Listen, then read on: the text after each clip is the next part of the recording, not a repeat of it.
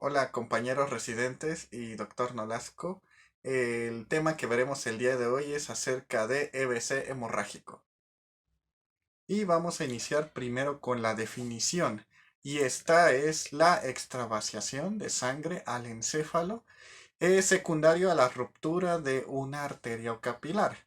Cabe destacar que el EBC hemorrágico representa del 10 al 20% de los eventos cerebrovasculares totales.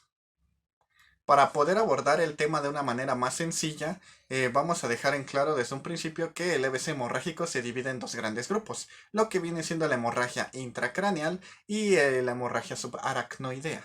Epidemiológicamente a nivel nacional tenemos que la hemorragia intracraneal tiene una incidencia de 10 a 20 pacientes por cada 100.000 casos o habitantes al año. Hay que tener en cuenta que este número se duplica cada 10 años después de los 35 años de edad. También hay que tener en consideración que la mortalidad es elevada. Se estima que generalmente solo el 38% de los casos que tienen un EBC hemorrágico de tipo intracraneal sobreviven. Ese 38% tienen una sobrevida de un año y más del 30% de ellos pueden retomar sus actividades normales. Por otra parte, la hemorragia subaracnoidea tiene una incidencia de 10 pacientes por cada 100.000 personas. Esta tasa es menor a consideración de la hemorragia intracraneal, debido a que su incidencia es mayor en pacientes menores de 65 años. Ya veremos más adelante por qué, ya que se va a relacionar con la etiología. También tenemos que tomar en cuenta que el 80% de los casos se debe generalmente a una ruptura de un aneurisma sacular. También le explicaré más adelante qué significa esto. Y también representa el del 4 al 7% de todos los EBCs globales, tanto isquémicos como hemorrágicos. Muy bien, vamos a abordar la etiología de cada uno de estos EBCs. El primero, el de etiología intracerebral o intracraneal, o también llamado parenquimatoso. Va más aunado a un factor de riesgo hipertensivo. Casi más del 60 al 70% de los casos de este tipo de EBC es por descontroles en la presión arterial. También se debe a tumores malignos y también por alteraciones vasculares congénitas. Las áreas que se ven más comprometidas a este tipo de EBCs son el EBC de tipo profundo, lobar, cerebeloso, de tronco cerebral e intraventricular. Más adelante les explicaré dónde se encuentran estas áreas. Después vamos a seguir con la etiología subaracnoidea. Esta es un poco más sencilla, ya que su principal causa son los traumatismos cráneoencefálicos de alto impacto, ya sea por accidentes o intencionados. Y también se debe a malformaciones de los capilares cerebrales, los famosos aneurismas arteriales, que más que nada son malformaciones congénitas de algunas arterias. Más adelante explicaré en qué consisten este tipo de aneurismas. Seguimos con los factores de riesgo. Esto los vamos a clasificar en dos grupos, los modificables y los no modificables. En los no modificables, el primero es la edad. Generalmente los pacientes mayores a 55 años tienen una mayor incidencia. Mientras que en la raza, las personas que son de raza negra, hispanos y caucásicos son los que tienen una mayor prevalencia.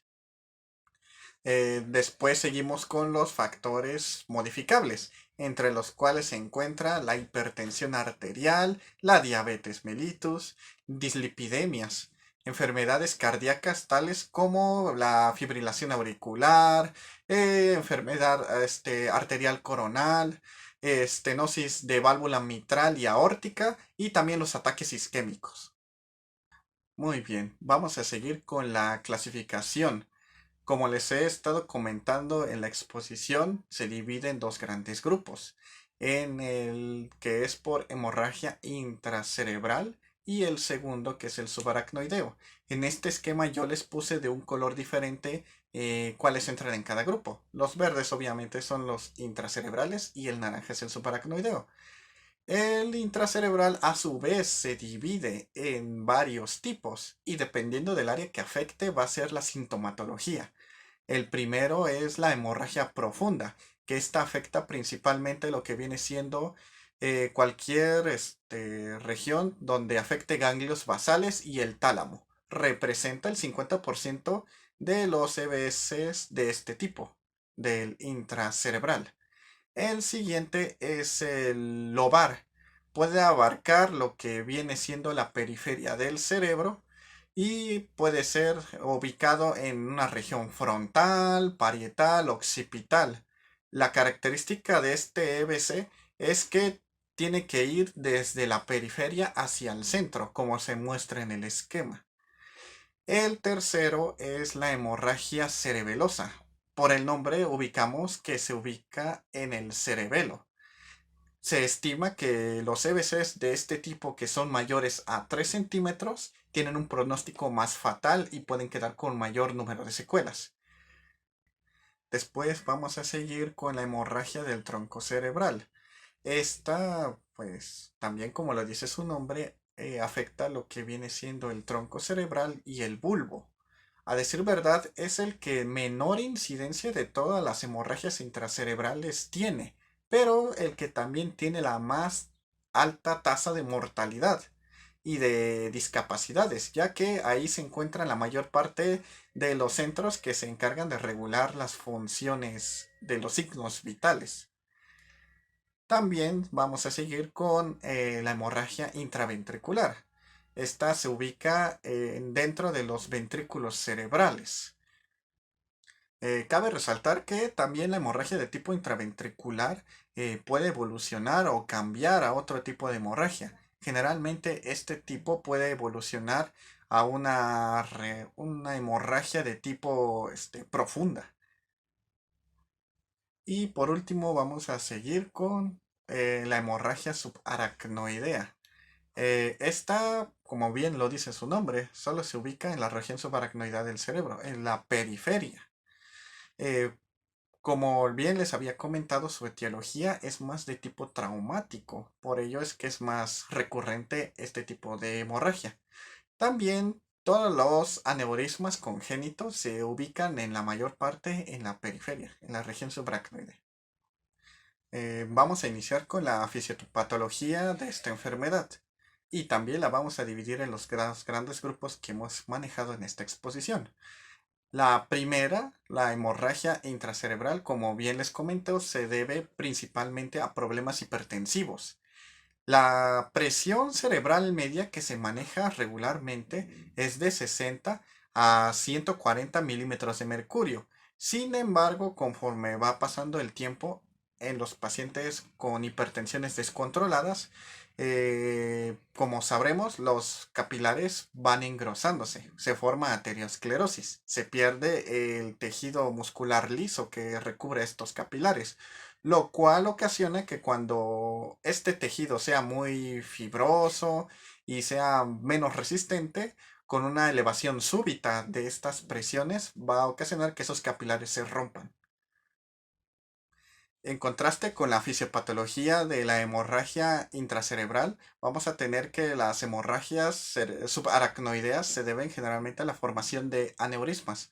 Un aneurisma es un ensanchamiento o engrosamiento anormal de una arteria cerebral. Eh, Estas se pueden clasificar en tres grandes grupos, lo que son los aneurismas saculares. Esto es un saco unido a una arteria. El segundo, que es el aneurisma fusiforme, que es el ensanchamiento anormal de una arteria. Y el tercero, que es el lateral o disecante, que es una arteria que está pasando dentro de un saco, como se muestra en la imagen. Lo que hace diferente este tipo de arterias a las normales es que los aneurismas carecen de capa media. Como bien sabremos, una arteria se divide en tres capas, lo que es la adventicia, la media y la íntima. ellos carecen de la capa media, lo cual los hace más frágiles, menos flexibles y son más fáciles de romper por medio de los cambios de presiones o por algún traumatismo. La mayor parte de los aneurismas se van a originar a partir del tronco carotidio. Generalmente son del 85 al 95% de ellos, y estos a su vez se van a dividir en varias secciones. El 30% de estos aneurismas van a ser en la arteria comunicante anterior, el 20% en la arteria cerebral media, el 25% en la arteria comunicante posterior y del 5 al 15% van a ser en la arteria vertebral, en la arteria espinal posterior y en la arteria cerebelar inferior posterior. Vamos a seguir con el cuadro clínico. Igual, dependiendo del área que se vea afectada, son los signos y síntomas que puede manifestar el paciente. En la hemorragia intracerebral es algo difícil determinar el área afectada, debido a que varios de los síntomas se asemejan unos a otros. También esto se va a ver remarcado por la cantidad de sangre que se vaya perdiendo y también que independientemente del tipo de o área donde se encuentre, siempre va a haber cefalea intensa y pérdida súbita del estado de conciencia. Vamos a empezar primero con la hemorragia putaminal. El cuadro clínico se caracteriza por presencia de hemiparesia, hemihiporestesia, hemianopsia y también disfasia. También va a haber una desviación oculocefálica que va dirigida siempre al área donde está siendo afectado. Después vamos a seguir con la hemorragia talámica.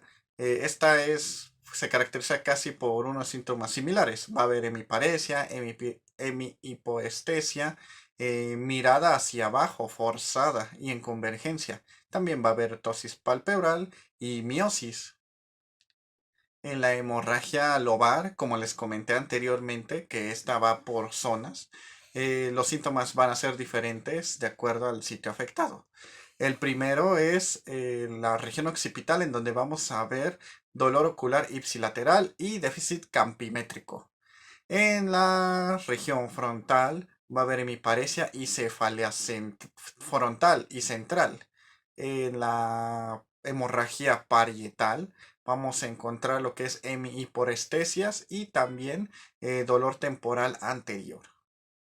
Vamos a tener que en la hemorragia cerebelosa los síntomas van a estar un poco más marcados a comparación de las otras hemorragias. Aquí vamos a tener en cuenta que va a haber una cefalea de tipo occipital, va a haber disartria, vértigo, ataxia del tronco y de la marcha. También vamos a tener lateropulsión ipsilateral y nistagmos. Con respecto al cuadro clínico en la hemorragia del tronco cerebral, en la mayor parte de los casos tienen un mal pronóstico debido a que como ahí se encuentra la mayor parte de los centros donde se regula las funciones en los signos vitales, al dañarse una o varias de estos centros, pues va a condicionar a que el paciente fallezca. A comparación del cuadro clínico que presenta la hemorragia intracerebral, vamos a tener que la hemorragia subaracnoidea tiene un progreso más lento y es un poco más estable, pero eso no quiere decir que también tenga una alta incidencia o mortalidad. Vamos a tener que el inicio es de manera súbita, con cefalea y disminución de la conciencia progresiva. Va a estar acompañado de vómitos, rigidez de nuca y hemorragias retinianas. Una forma de poder estadificar de manera más sencilla la gravedad de la hemorragia subaracnoidea es por medio de la escala de Hunt and Hess, en la cual se divide en 5 grados y dependiendo de los síntomas que presente el paciente va a ser el pronóstico que le depara. En el grado 1 tenemos que generalmente se encuentra sintomático, con cefalea y discreta rigidez de nuca. A ellos se les da un 5 a 15% de mal pronóstico. Son los que tienen mejor tasa de sobrevivencia. En el segundo grado tenemos ya cefalea moderada y en donde ya empieza a haber un aumento de la rigidez de nuca y parálisis de los nervios craneales. A ellos se les da de un 5 a 15% también. En la escala 3 va a haber un déficit focal discreto, va a haber letargia y confusión. Ahí es donde aumenta el riesgo de 15 a 30% de mal pronóstico. En el grado 4, los síntomas son más marcados. Hay estupor, hay déficit motor, hay una rigidez de nuca más fuerte y más aparte, hay rigidez de extremidades con datos iniciales de descerebración. A ellos se les da un 35-45% de mal pronóstico y el grado 5, que es el más grave, es donde hay un coma profundo, rigidez y datos de descerebración total, además de una apariencia moribunda. En ellos ahí se da un mal pronóstico del 75 al 90%. Debido a que es un poco más progresivo el cuadro clínico de estos pacientes, también se puede optar por utilizar otras escalas como la escala de Glasgow para evaluar el nivel de conciencia. Para poder hacer el diagnóstico de EBC hemorrágico, tanto intracerebral como subaracnoideo, la historia clínica, los antecedentes y el cuadro clínico nos pueden orientar tentativamente a qué tipo de hemorragia se presenta. Sin embargo, los que nos van a dictaminar de manera adecuada el tipo de lesión va a ser la tomografía axial computarizada como primera elección y también la resonancia magnética. Hay que recalcar que en la hemorragia subaracnoidea también se puede utilizar una angiografía para determinar si la hemorragia fue ocasionada por algún tipo de aneurisma. Y por último vamos a seguir con el tratamiento. La hemorragia intracerebral, el primer paso que se debe de seguir es mantener en un reposo absoluto al paciente. Este tiene que ser al menos por 5 a 15 días en lo que se estabiliza tanto la presión intracraneal como su presión arterial. El segundo paso es ir descendiendo poco a poco la tensión arterial que padezca el paciente, porque como bien recordaremos, la principal etiología de este tipo de hemorragia es por presiones elevadas. Se tiene que tener cuidado, ya que si se desciende de manera súbita estos niveles de presión, puede ocasionar un choque isquémico a nivel cerebral. Se tiene que estar vigilando en un lapso de 24 a 48 horas. El tercero es vigilar la deglución, debido a que estos pacientes se encuentran inconscientes. En la mayor parte de los casos, pues hay que evitar riesgos de broncoaspiración. También se recomienda dar analgésicos para la cefalea, como metamizol a 2 gramos por cada 8 horas intravenoso. También se puede optar por antieméticos, como la metoclopramida IV. Se tiene que evitar a toda costa corticosteroides, porque ya está demostrado que no ocasionan ningún beneficio al paciente y al contrario, pueden aumentar o exacerbar el problema al aumentar la presión intracraneal. Al Se puede optar también por usar medicamentos osmóticos como el manitol al 10 al 20%, porque su función principal es disminuir la presión intracraneal y también aumentar la diuresis. También hay que tener cuidado con este medicamento debido a que alguna de las contraindicaciones o precauciones que se tiene que tener es que el manitol, si se utiliza en dosis elevadas, puede ocasionar un efecto rebote en el cual puede aumentar el tamaño del hematoma en cuestión. También hay que tener especial cuidado en usar antiepilépticos. Estos no tienen como tal una contraindicación, pero se recomienda que solo se use en pacientes que presenten crisis convulsivas durante su estancia. También hay que estar evaluando si el estado neurológico del paciente va mejorando. En este caso, en dado caso de que sí haya una mejoría clínica considerable, se puede optar por realizar el drenaje quirúrgico de ese hematoma. También hay que ver si hay una disminución del estado tanto neurológico como de los signos vitales, entonces sí se optará por realizar el drenado del hematoma de manera urgente. Mientras tanto, las pautas para el tratamiento de la hemorragia subaracnoidea son similares. Aquí también se tiene que tener un reposo mayor a 15 días. Tenemos que usar también el uso de analgésicos, antieméticos. También se puede usar laxantes, debido a que generalmente como las lesiones son mayormente de predominio en la región parenquimatosa, puede haber algunos problemas como estreñimiento o náuseas o vómito intenso. También hay que tener en cuenta que una vez que se identifique el sitio donde está presente la hemorragia, que por lo general es por el aneurisma, se tiene que optar inmediatamente por realizar un tratamiento quirúrgico. Este no tiene que durar más de 4 días, su evaluación y su identificación. Una vez que ya se hayan pasado estos días, este límite de días, se tiene que optar por iniciar un tratamiento mediante Nimotop, que es el nimodipino. Este se va a administrar a 5 mililitros por hora durante cada 2 horas. Esto con el fin de evitar vasoespasmos, debido a que el paciente que presenta hemorragia subaracnoidea, debido a la hemorragia intensa puede ocasionar vasoespasmo, es recomendable primero evitar el riesgo y después optar por el tratamiento mediante el drenaje quirúrgico. Y otra cosa que tenemos que mencionar es que una vez realizado el drenaje quirúrgico del hematoma, se tiene que seguir con el mismo manejo por al menos otros 15 días, tanto con medicamentos, con el mismo esquema de medicamentos que ya estaba teniendo anteriormente, en especial con el Nimotop, ya que eh, disminuye en gran medida la tasa de prevalencia y de mortalidad de este tipo de pacientes. Bueno, y eso es con respecto a EBC hemorrágico. A decir verdad, trató de abordar de una manera más simplificada debido a que es demasiada la información que se maneja en este tipo de hemorragias, al igual que en el EBC isquémico. Aún así, es de vital importancia tratar de darle un manejo oportuno e inmediato para evitar secuelas, permanentes. Muy bien, compañeros, eso sería todo por mi parte. Cualquier duda o situación que llegasen a presentar con respecto a la información que les acabo de exponer, no se olviden ponerlo en los comentarios para poder resolver todas sus dudas. Espero que tengan un excelente día.